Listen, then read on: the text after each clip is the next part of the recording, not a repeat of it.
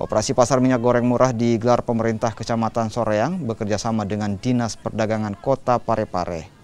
Operasi pasar yang digelar di halaman kantor Kecamatan Soreang ini diserbu warga. Operasi pasar kali ini menyiapkan 1.200 liter minyak goreng. Pihak kecamatan juga mendistribusikan 100 liter minyak goreng per kelurahan.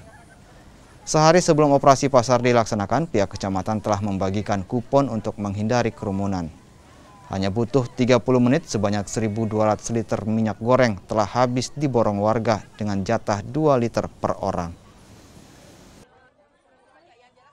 Ini Pak, kita melakukan pasar murah di Kecamatan Soreang, difasilitasi di Perindak, dan kita kecamatan diberi wewenang untuk memfasilitasi tempat penjualan Pak, membantu masyarakat kelurahan, 7 kelurahan, masing-masing kelurahan diberikan jatah Pak.